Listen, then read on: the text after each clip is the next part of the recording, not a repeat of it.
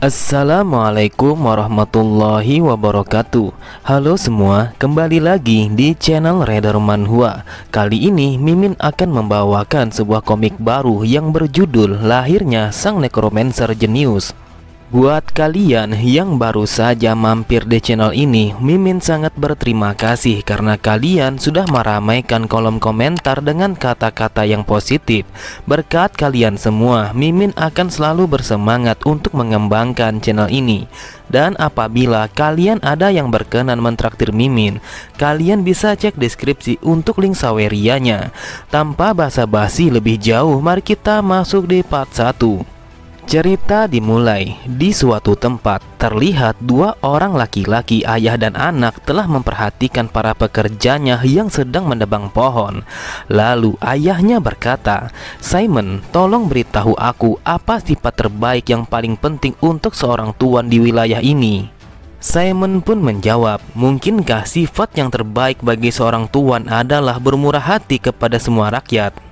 Mendengar jawaban anaknya, sang ayah hanya tersenyum. Ia mengatakan kalau jawaban itu tidak buruk, tetapi tidak sempurna.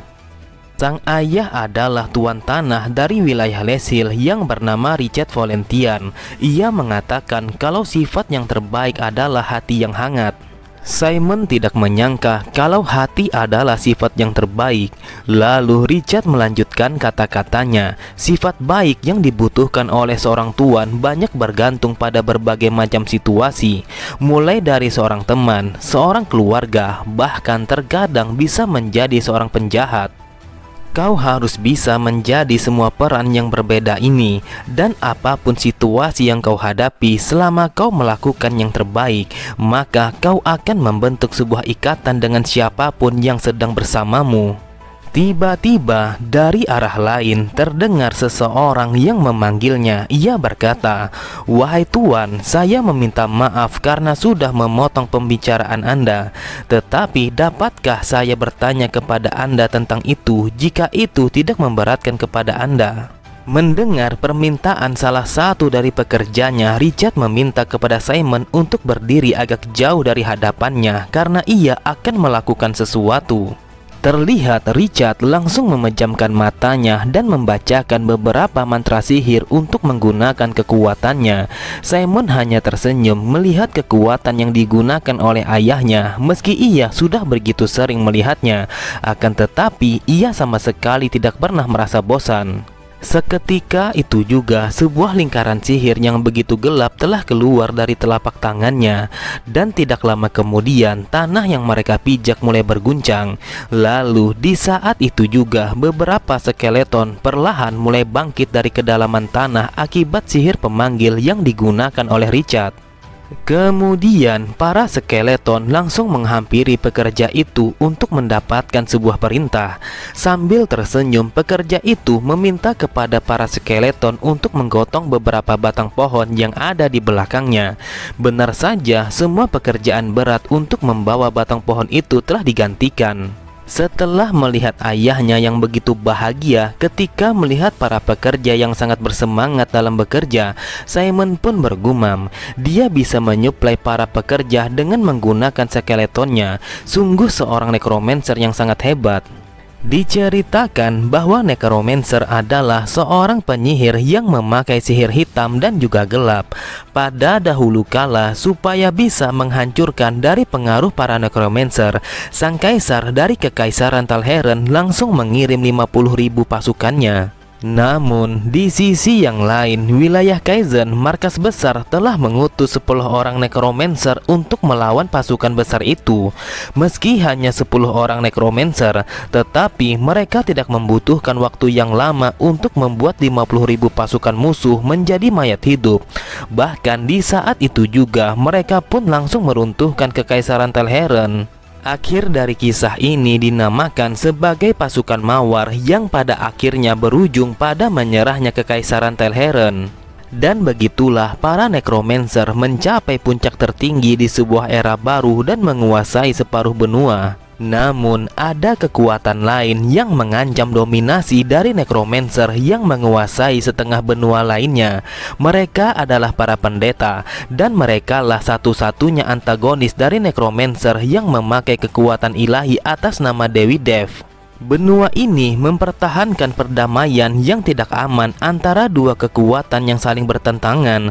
Tetapi meskipun begitu, semua yang terjadi bukanlah urusan kami. Tempat ini bernama Les Hill, sebuah kota kecil yang bahkan tidak diketahui oleh desa-desa tetangga. Dan aku adalah Simon Valentia, seorang pewaris dari penguasa wilayah ini. Beberapa saat kemudian, Simon dan ayahnya telah kembali ke rumah mereka, dan mereka telah disambut oleh ibunya yang bernama Anna dengan sebuah senyuman yang merekah di wajahnya. Anna berkata, "Karena kau sudah bekerja keras, pastinya kau sangatlah lapar. Ini adalah air yang diinfus dengan jamur lehar." Sambil menggunakan kekuatan magicnya, Anna melanjutkan kata-katanya, "Meski makanan ini sangat beracun dan juga mematikan, tetapi kau tidak usah khawatir karena ibu sudah menetralkannya." Di dalam hatinya Simon bergumam, "Kesucian ini, kekuatan ibuku sebagai mantan seorang pendeta sungguh terlihat menakjubkan. Akan tetapi setiap kali aku melihat kekuatannya, aku menjadi penasaran bagaimana ayah dan ibuku bertemu, padahal mereka bagaikan langit dan bumi." Kemudian ibunya memanggilnya untuk makan bersama dan berhenti mengkhawatirkan jamur itu. Simon tidak menyangka kalau ibunya telah memasak makanan lainnya yang begitu lezat selain jamur beracun itu. Terlihat keluarga mereka begitu bahagia meskipun mereka berasal dari kekuatan yang berbeda. Ayahnya seorang necromancer yang begitu hebat, dan ibunya adalah seorang pendeta yang memiliki kekuatan yang tidak kalah hebatnya. Beberapa saat kemudian, ketika Simon ingin menutup pintu jendela kamarnya, ia begitu terkejut ketika sebuah surat telah melayang tepat di wajahnya.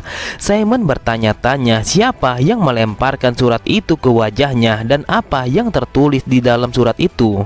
Di saat ia menatap ke arah jendela, ia langsung terdiam ketika melihat seorang gadis berambut panjang telah berduduk santai di jendelanya. Sambil tersenyum, gadis itu berkata, "Selamat malam Simon Valentia, bagaimana kabarmu?" Simon pun hanya berdiam diri menatapnya tanpa mengucapkan satu patah kata pun. Akan tetapi gadis itu sangatlah kesal ketika Simon langsung berpaling dari hadapannya dan bersiap untuk tidur. Sambil menarik selimut Simon, ia berkata, "Berhentilah berpura-pura kalau kau tidak melihatku. Aku yakin kalau kau melihatku, jadi cepatlah bangun." Mau tidak mau, Simon pun langsung bangun. Ia berkata, "Siapa kau sebenarnya dan kenapa kau bisa sampai di sini? Apakah kau tersesat?"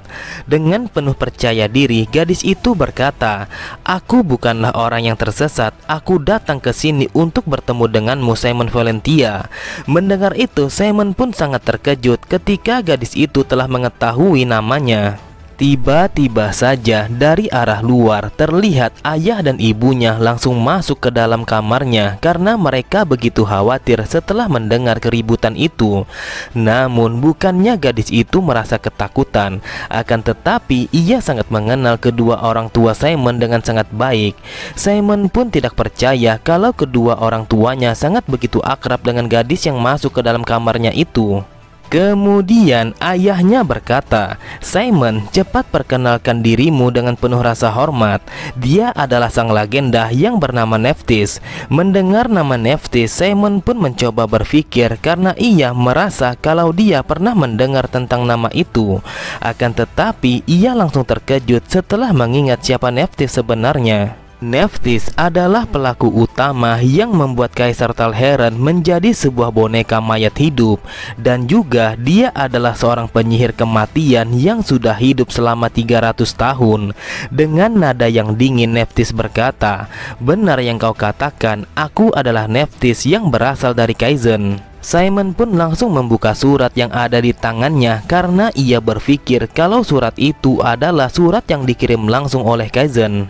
Memang benar, setelah ia membuka surat itu, di sana tertulis kalau Simon Valentia secara resmi telah diundang oleh Akademi Kaizen. Sambil tersenyum, Nephthys berkata, "Simon, dengarkan aku baik-baik. Aku akan memberikanmu sebuah tawaran resmi. Jadi datanglah ke Kaizen dan aku akan menunggumu di sana." Setelah kepergian Nephthys, Simon hanya terdiam karena ia tidak menyangka kalau dia telah mendapatkan undangan resmi yang dikirim langsung oleh sang legenda. Kemudian Richard berkata, "Biarkan ayah membacanya dan memahami isi dari surat itu." Setelah membaca surat itu, Richard berkata, "Kaizen adalah pusat dari aliansi kegelapan dan juga markas necromancer. Kaizen juga dikenal sebagai akademi yang membimbing para necromancer baru." Apakah kau tahu kalau rektor dari akademi itu adalah Nephthys, orang yang baru saja kau temui? Meski penampilannya tidak seperti yang diharapkan, tetapi memang itulah kenyataannya. Kemudian Richard menjelaskan kalau Kaizen berada di sebuah pulau yang bernama Roke. Untuk mencapai pulau itu, kau harus menaiki sebuah kapal yang ada di Langerstand, pusat kerajaan Dresden.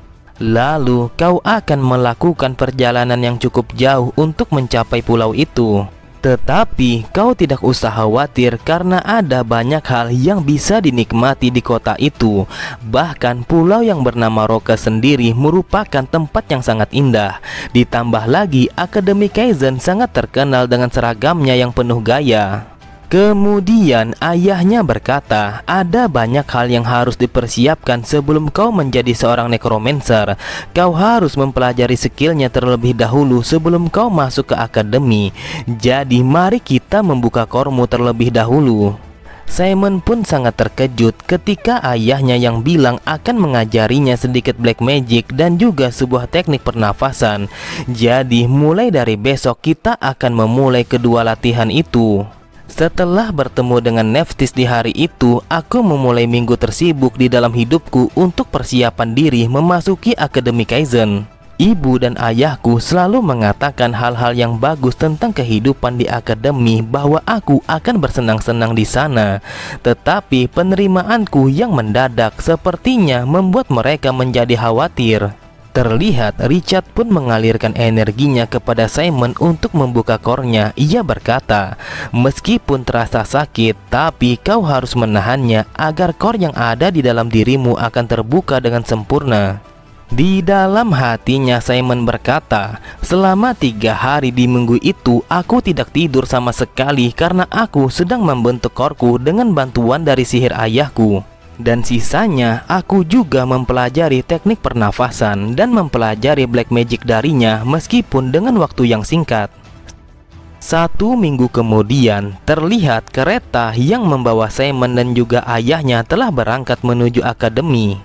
Sebelumnya, aku hanyalah seorang anak yang menghabiskan sepanjang hidupku di kota kecil ini. Dan sekarang aku telah pergi menuju kepada Kaizen untuk memenuhi undangan langsung dari akademi itu. Kemudian Richard berkata, "Rasakan magic power yang ada di sekitar masuk ke dalam tubuhmu. Lalu perlahan jalankan mananya melalui kormu. Apabila kau sudah merasakan mananya menjadi lebih kuat di dalam tubuhmu, selanjutnya kau harus mengerahkan mananya untuk mengalir menuju kepada jari-jarimu." Benar saja, berkat arahan ayahnya, akhirnya Simon mampu mengalirkan mananya kepada ujung jari-jarinya. Lalu Richard kembali berkata, "Sangat bagus sekali, itulah sumber kekuatan yang dimiliki oleh seorang necromancer, yaitu kegelapan. Asal kau tahu, perbedaan terbesar antara penyihir dan juga necromancer itu adalah kegelapan." Richard kembali menjelaskan kepada Simon bahwa mana memiliki sifat yang seperti gas yang membuat kepadatannya sangat rendah dan mudah menyebar di udara. Dan di sisi yang lain, energi kegelapan lebih cenderung kepada kepadatan ataupun benda cair, akan sangat mudah untuk mengikat ataupun merubah bentuknya. Jadi, jika kau menggunakan sifat ini dari kegelapan, maka kau bisa membuat kegelapan itu menjadi bentuk yang kau inginkan. Mereka yang melatih kekuatan mereka berdasarkan kegelapan ini, mereka disebut sebagai necromancer. Karena sekarang kita tidak memiliki banyak waktu, lebih baik kita berfokus pada dasar penyerapan kegelapan ke dalam core yang kau miliki.